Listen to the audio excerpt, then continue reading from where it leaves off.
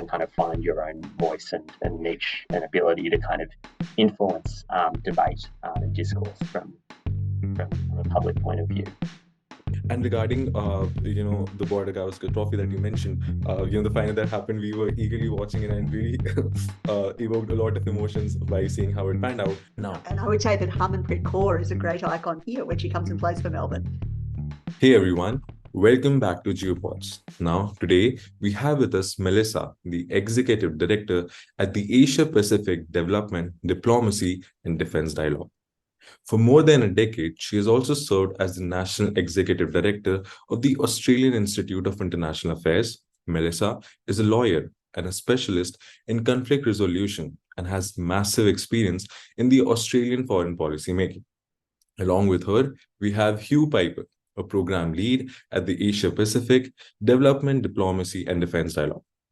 But apart from this, how would both of you define what is it that you do and how does your day look like? And welcome back to GEOPODS. Thank you very much for the chance to speak to your wonderful audience. I'm very much a think tanker. I spent my career in think tanks, and I think they do something very specific. They help bridge the worlds of research and ideas and the worlds of policy and practice. And I enjoy being in that in-between space. I'm not really a policymaker, I'm not really an academic, but my job has elements of both. So if I think about what a day looks like, there are bits where I'm acting more like a diplomat, doing second-tack dialogues with other countries. There are bits where I'm acting more like an academic or an editor. I'm working on publications or editing a book. There's times where I'm a bit more like a journalist or a commentator when I'm looking at what's happening, and I try to communicate that more broadly to the public. So I find that one of the most exciting parts of what I do. It feels very entrepreneurial. It feels very interesting. And I never really have 2 days in a row that look the same. All right, Hugh. Thanks so much to the GEOPODS team for having me and Melissa along to talk to you.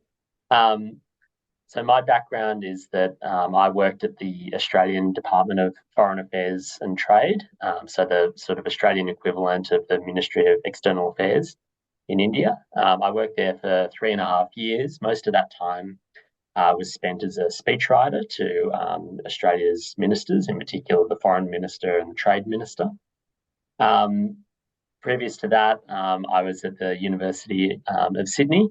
I've been sort of in the think tank world or space in Australia for just going on sort of 2 years now, with about half of that time spent at AP4D. I really enjoy it. I try and bring my sort of policy experience and background inside the government tent to bear as much as possible on my sort of research and writing. I guess I'd say that my days are probably pretty similar to how Melissa described it. I think in the sort of the think tank world, you're always trying to fight to have as much time as possible devoted to the really intellectually interesting parts of it as much as possible, the networking, the reading, the writing, the forming of connections. But it's amazing how much of the job is actually about sort of admin and organization. And that's not a sort of complaint. It's just simply to say that you need to work hard on organizing yourself and other people in order to have the really good parts of the job as well, which are around forming connections, having conversations, and writing. So it's not all kind of champagne and cocktail parties and writing and arguments and whatever. It's also about doing the hard work to let you have those fun moments as well. Okay, that was amazing descriptions from both of you. And what I get from this is that the think tank is in space. It's like, as you said, it involves multiple skills or multiple domains. And on one hand, it does feel like entrepreneurial, but on the other hand, it's also the diplomacy part of it. So yeah, that's amazing. Now, for our viewers, what we're going to be doing is we're going to be talking about the relations between India, Australia, and France as a grouping, right? So let's just begin, right? Now, in this era of multiple alignments, right? Several groupings are coming up, which are maybe ideological based or just interest based, right? Now, in this context, how do you how would you define what forms these shared convergences between India, Australia, and France? What is it that sets the three of us come together and increase the cooperation? Yeah, so it's a really good question, and it's really well timed as well, because AP4D has recently just finished sort of big research policy development consultation process that's led to what we call an options paper that we released last month. And this was really tightly focused on how Australia can work better in a more coordinated way with France in the Indo-Pacific. Now, this particular question is obviously about Australia, France, and India.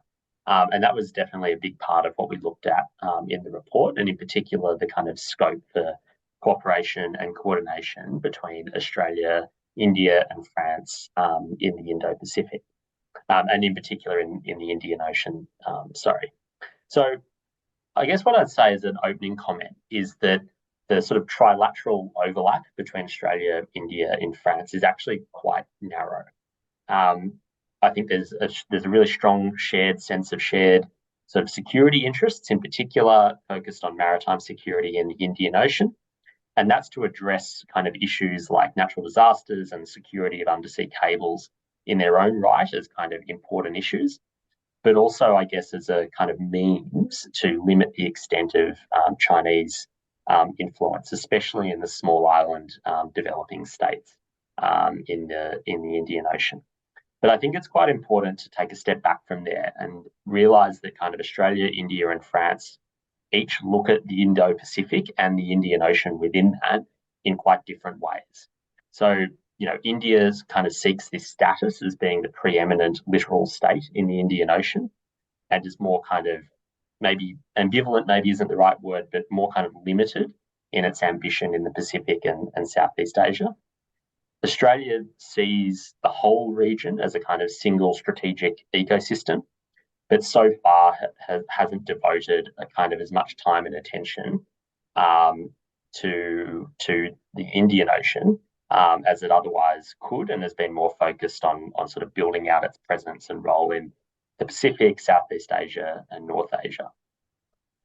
France, meanwhile, is a kind of different beast entirely. So it has this kind of ongoing historical presence right across the Indo-Pacific, but I'd say that it's actually most engaged in the Indian Ocean, and that's really anchored by its territories in the southwest Indian Ocean that it still has as a kind of colonial legacy, and as well as its kind of significant ongoing role in Africa and in the Horn of Africa in particular, where it has a military presence, as well as in the UAE.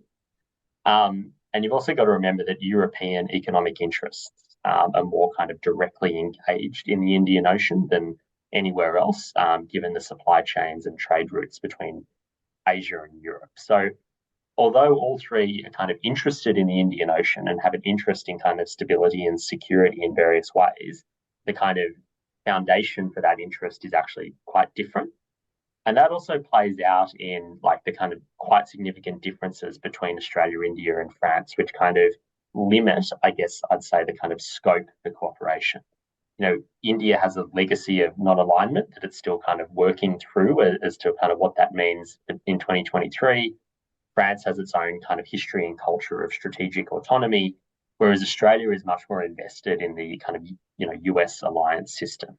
And the kind of divide between Australia and France on one side and then India on the other at the moment over Russia's invasion of Ukraine is a kind of good proxy for those kind of different global and regional outlooks. Obviously, as well, there's differences in culture and history. Australia and France can be broadly clustered as being Western countries, India obviously not so much, and that plays out in sort of different values that the kind of three countries articulate. And then obviously as well, France is ultimately a European country. It has an Indo-Pacific strategy, but ultimately its interests in Europe are always going to come first. India is as much kind of north-facing as it is south-facing. And Australia, while it sort of talks about being interested in the Indian Ocean and India, its foreign policy at least is very much still kind of oriented to its east and to its north. So all of that's to say is that there is a strong interest in sort of this particular area of maritime security in the Indian Ocean, but there's also a lot of things that are constraining broader cooperation between Australia, India, and France.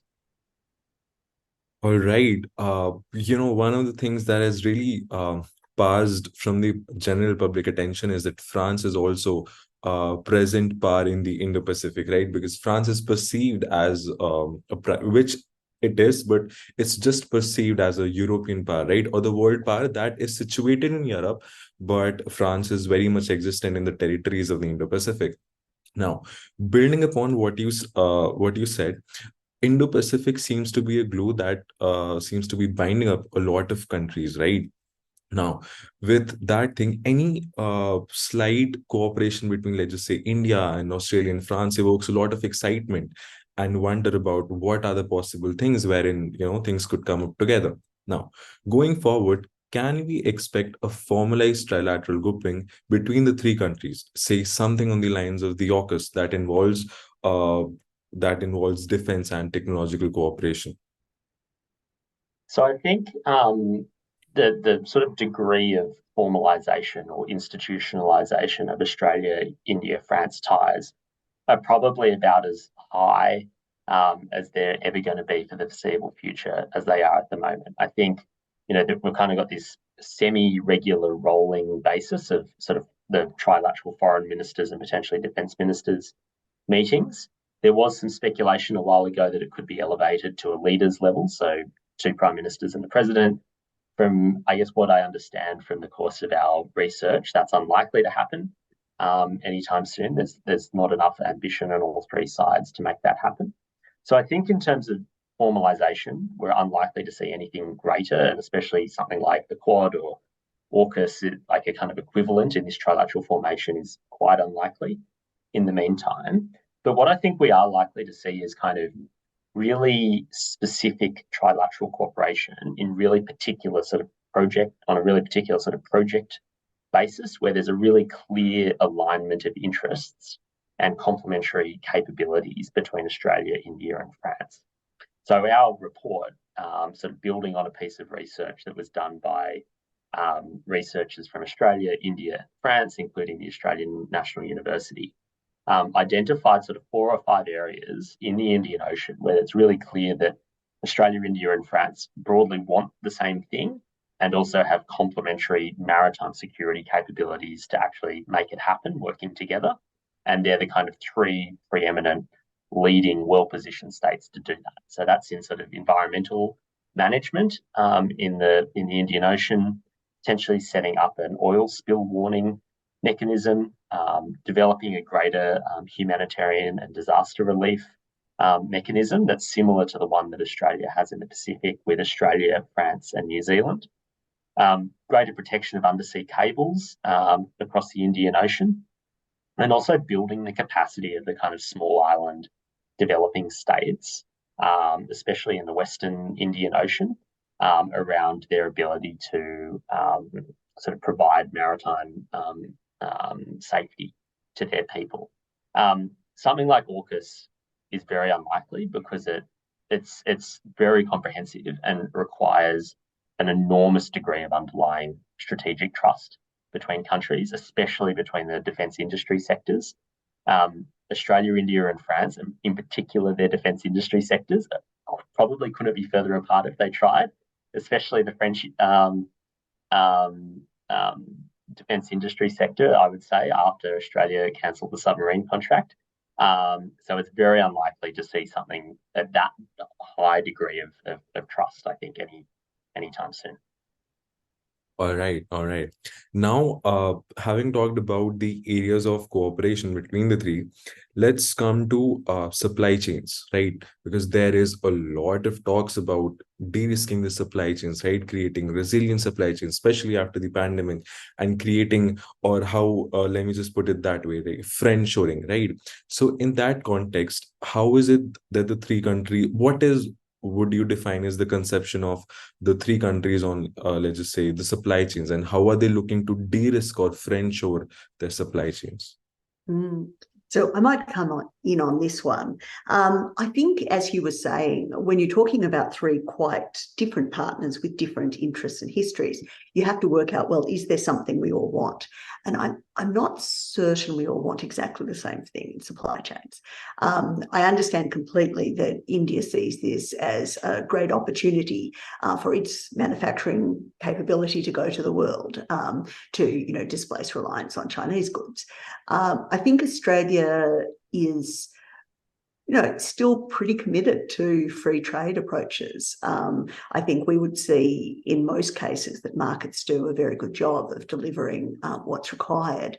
The exception to that is in some, critical technology areas, in some defence and dual use areas, and clearly Australia is showing more interest in friendshoring and working with others on that. So there are some areas, but I'm not sure any of them are obviously ones where India and France could assist. So, I mean, maybe we can work with, I don't know, on critical minerals, for example, where we're talking about what we can do with the US and we have an agreement there. We're talking about what we can do with Indonesia, but it's not so obvious to me that there's a cluster that would make as much sense. So I think probably less in this area than in some of the areas that Hugh's identified. Okay, now since we've talked about something like AUKUS is as of now unlikely to be seen in the future, right? So is there a possibility wherein the three countries could then already utilize the already existing mechanisms, let's just say something like Quad Plus? Is that a possibility that you foresee? Yeah, so I'd take a step back to begin answering this question, which is to say that sort of the Indo-Pacific is kind of awash with a lot of different minilateral, regional, multilateral groupings, and they all have a rationale and a reason for being brought into existence. But they can reach a point of kind of saturation, I think, as well, and for kind of every extra formation or meeting or whatever else, there's kind of necessarily an opportunity cost for kind of the attention and time of each of those countries' kind of bureaucracies and leaders in terms of being able to make the most of existing kind of formations. What I would say is that I think that, as I said earlier, the existing degree of institutionalization of the Australia-India-France formation is probably about right at the current level. In terms of how it could plug into or work with the Quad, I think the answer is potentially yes, which I know which is kind of non-committal, which is kind of not what people with strong opinions are meant to say. But what I would say is that, the Quad has got all of these kind of working groups and all of these kind of processes in train for, working together on supply chain resilience or previously vaccines or infrastructure, various kind of provision of public goods, international public goods in the region. And of course, each one of those will necessarily engage other actors, whether they be South Korea, or whether that be France or other European actors in various different ways. So that's kind of a long way of saying that I think that there could definitely be scope for sort of France in particular to be a kind of ad hoc partner on particular aspects of Quad cooperation where it really made sense for France to be part of it. We've talked a lot about kind of maritime security and safety already. If the Quad wants to kind of boost its capacity to deliver on those public goods in the region, and in particular in sort of parts of the Pacific and parts of the Indian Ocean where there is an existing French naval presence, it probably would make sense to work with and engage the French as part of that. But again, those kind of limitations that I spoke to at the beginning around kind of French strategic autonomy, the way that they're talking about NATO in particular at the moment, will always kind of place limits on the extent of kind of underlying trust, that means, the extent to which Australia and France can ever be kind of comprehensive security partners. And if I can suggest a wonderful bit of reading to your listeners, if you want to look at this proliferation of international institutions and the fact they never die, there's a great article talking about the zombie half-life of international organisations, that they keep being formed and then they just wander around in that zombie state for the rest of their existence. But it is a problem, and I doubt anything's going to be done about that. All right, what we'll do is we'll link the article in the description of the GeoPods so that our viewers could, again, then refer back to what you've pointed out. Now, let's talk about China, right? Now, China is one such country with which all three of countries have significant economic relationship, right? So how does China fit in the conception of the foreign policy arena of the three countries? How do we see China, and how are we looking to deal with China? Well, I would certainly say that China is the context for pretty much all of these multilateral groupings that we've talked about today. It's because China is rising, because we have this geopolitical, situation, as it were, that people are looking for new partners and new ways of potentially working together. But I think I'd go back to what Hugh said in terms of remembering that each of these three countries do see China differently. So, I mean, the audience will have a better view than me, but I would probably characterize India-China relations as, having a great deal of conflict involved.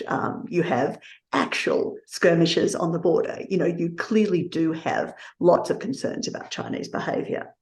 As you said, France has some sense of a balance in its approach. It doesn't want to always be just going behind a US view, whereas Australia is a US ally and will continue to be so, and that's a core part of who we are.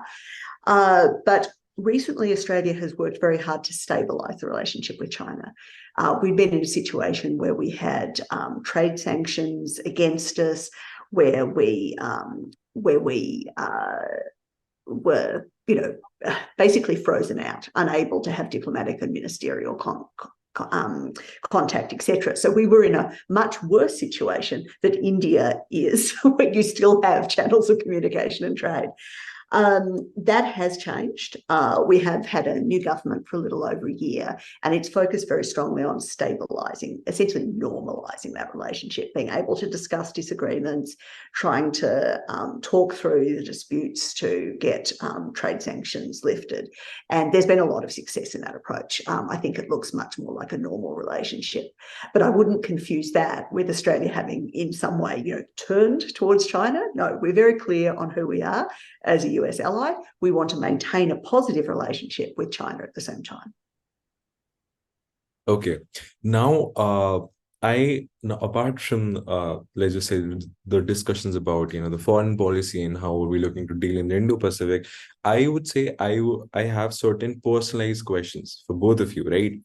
Now, what I want both of you to do is, first, if you could just, both of you have been really deep into the foreign policy space, right? So, please tell our viewers about your experience into the industry, because there is a lot of interest, especially in India, right, when it comes to think tanks, and people really want to know, right? So if you could just tell us about your respective experiences. And the other thing is, if you have, let's just say, any predictions for the upcoming world order, anything that you foresee that's going to happen in the future.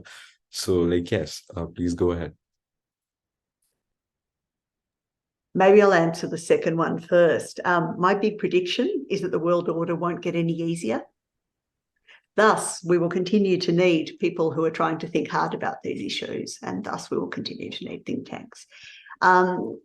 Another thing you could put in the reading for the viewers is a few years ago I did a publication looking at think tank diplomacy, the way that think tanks are a genuine actor in trying to build relationships between countries, train diplomats, build friendly relations. And I mean, from that side, I think it's a wonderful area to work in. Some people prefer government. They prefer being closer to the levers of power. The downside of that is you are one cog in a bigger machine. Some people prefer academia. They can write things that will last a long time. They can write longer things. I tend to mainly write blog posts. So it sort of depends what you're after. But for me, I enjoy both the entrepreneurialism and the sense of contributing to community, which I have when I'm working in this sector. So that's why I work in the think tank side. Yeah.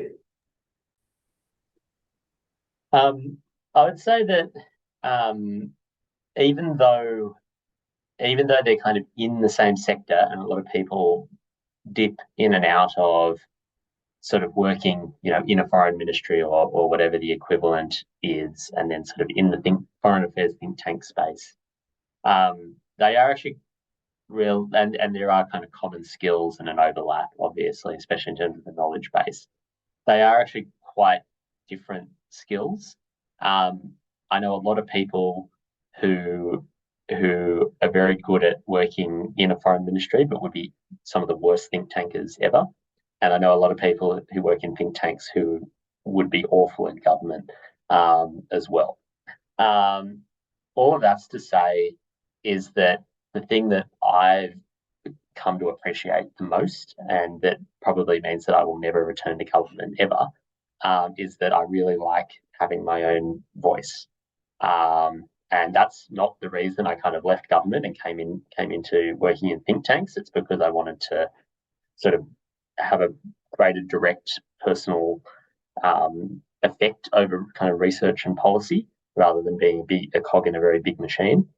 But I found that the most satisfying part of it is actually being sort of empowered and having the kind of license, for want of a better word, to kind of have your own voice and kind of find your own voice and niche and ability to kind of influence debate and discourse from a public point of view. In terms including of on cricket, which is another one that you could definitely put in there. So you've just forecast what my prediction was going to be, and that's that Australia is going to win the Border Gavaskar Trophy 5-0 when it next comes to Australia. I think in 2 years' time. The world is too complex and too hard otherwise. So I like to think in terms of the binary terms of cricket series more than anything. Yeah, I'm probably avoiding answering the question there, but that's what you learn when you've been a diplomat.